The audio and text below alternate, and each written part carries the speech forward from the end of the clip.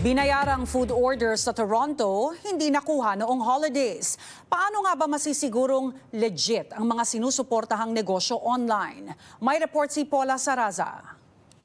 Sa tingin ko legit kasi may mga picture siya. So nag-order ako sa kanya ng conchinillo, then nag-ask siya ng down payment ng 150. So nag-down ako sa kanya.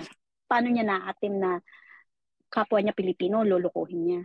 Isa lang si Jeneline Mendoza sa mga umano'y na biktima ng isang peking online food business noong holiday season sa kagustuhang mapadali sana ang paghahanda para sa kanilang Noche Buena at para na rin makatulong sa mga kababayang business owner.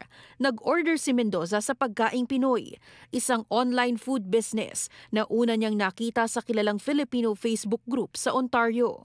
Yung mga tao na naghihirap na makapaghanda sa Pasko, kukunin lang niya, nanakawin niya ng ganun kadali. Parang paano niya napapakain yung pamilya niya sa nakaw? Mahigit $100 ang hinihinging deposit ng nasabing food business sa bawat order. Ayon sa ilang mga social media posts na mga umorder din sa nasabing negosyo, pagdating ng araw ng pick-up o delivery, pahirapan na itong makontak at hindi na sumipot. Tangay ang hininging deposit. Sabi niya hindi raw totoo yun, ganito, ganyan.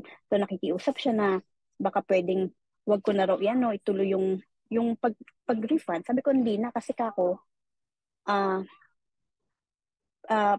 doubt na kako ko kasi sa sobrang dami na naglalabasan na bad comments about you. 2020 nagsimulang maglabasan ang iba't ibang mga Facebook group na layong maging plataporma para sa mga Pilipinong nagsimulang magnegosyo para magkaroon ng extra income noong pandemya. Halo na ito ngayon ng mga home-based businesses at restaurants at naging pangunahing paraan para makakuha ng mas maraming customers. Pag nag-post kami sa mga ganyan third party na social media, I make sure that nandoon yung business card ko, nandoon yung mga location namin, nandoon yung phone number namin, and what kind of product we actually offer. Ayon kay Frederick Orial ng Golden Lechon, daan-daang lechon orders ang natanggap nila noong holiday season at karamihan mula sa mga customers na nakilala lamang din online. Pero tulad ng mga customer, nabiktima rin sila ng peking order. Nag-order sila lechon, pero sabi pick up, di naman na pick up. Sinubukan ng Omni News kunan ng pahayagang nasabing peking food business pero hindi ito tumugon sa aming request. Wala ring natanggap na tugon ng Omni News sa admin ng Pinoy Facebook group. Pero naglabas naman ito ng ilang mga paalala, doble ingat para sa mga customers at paghimok sa mga small business owners na iparehistro ang kanilang mga negosyo. Magko-comment ka na lang na this is the last time I'm gonna post this, I'm gonna talk about this issue, mag-ingat na lang kayo. So ganoon na lang ang gagawin niya.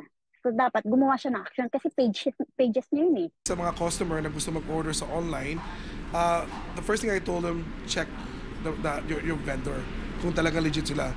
By doing it, by checking their website, if they're legit. Second, check the actual, if they have a store, ask them if they have a store. If you do, check the store, go drive down there. Third, if they want to ask for deposit, don't transfer e-transfer. Go meet him in person. Kumbinyente man ang pag-order online, hindi raw maiiwasan ng ilang mga insidente ng panloloko, mapa-customer man o business owner. Kaya naman umaasa ang mga kababayan na maging aral at babala ang kanilang mga naranasan. Paula Saraza, Omni News, Toronto.